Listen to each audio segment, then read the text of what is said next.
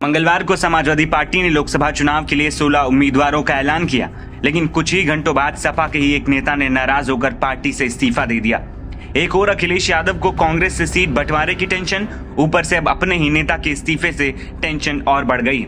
दरअसल सपा ने जिन 16 सीटों का ऐलान किया उसमें एक मैनपुरी भी थी, जहां सपा ने वर्तमान सांसद डिंपल यादव को मैदान में उतारा है। लेकिन डिंपल के नाम का ऐलान होते ही सपा नेता और आरसीएल ग्रुप के चेयरमैन इंजीनियर मनोज यादव ने पार्टी छोड़ने का ऐलान कर दिया। मनोज यादव के पार्टी छोड़ने के ऐलान के साथ ही यूपी में राजनीतिक गलियारों में खूब हलचल बढ़ी। मनोज यादव ने अपने इस्तीफे का कारण भी बताया। चलिए, घर में अब अंदरूनी कलह की वजह से यहाँ पार्टी के मैनपुरी स्तर पे काफ़ी गुट बने हुए हैं और नेता जो हैं पार्टी समाजवादी पार्टी के, वो पब्लिक का काम न करते हुए एक दूसरे की टांग खिंचाई करते रहते हैं, जिससे कि व्यथित होकर ही मैं यहाँ से इस्तीफा दे रहा हूँ।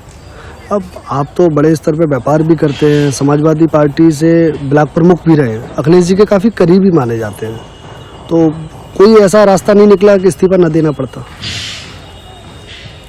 एक्चुअली अखिलेश जी हमें राजनीति में लेके आए थे, उनकी वजह से मैं ब्लॉक प्रमुख भी बना था, लेकिन ऐसी गुटबाजी हो गई है और जब सरकार थी उस समय भी हम कोई काम भी नहीं कर पाते थे, क्योंकि हमारा मेन धंधा तो बिजनेस है।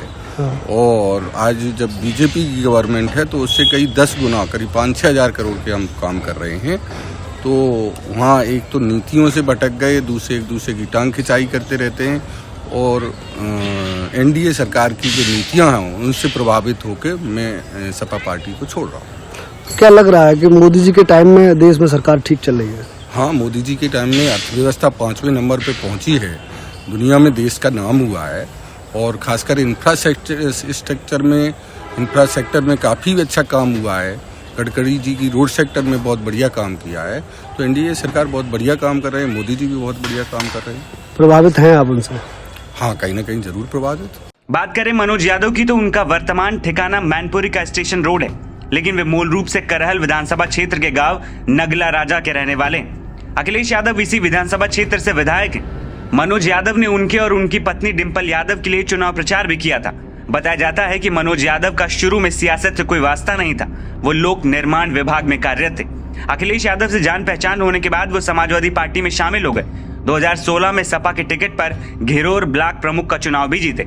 हालांकि इसके बाद उन्होंने सक्रिय राजनीति से खुद को दूर कर लिया और पर्दे के पीछे से सपा के लिए काम करने लगे। उन्होंने मैनपुरी से यादव परिवार के चुनावी अभियान को हमेशा सहयोग दिया। मनोज को अखिलेश के साथ साथ उनके चचेरे भाई तेज प्रताप यादव का भी करीबी माना जाता है।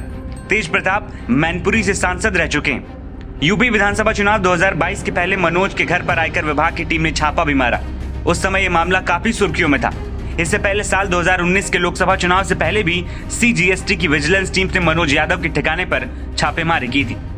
हालांकि सपा से इस्तीफे के बाद मनोज यादव ने यह साफ नहीं किया है कि वो बीजेपी में जाएंगे या नहीं, लेकिन बीजेपी को मैनपुरी में मजबूत प्रत्याशी की तलाश जो यादव परिवार से इस किले को भेज सके।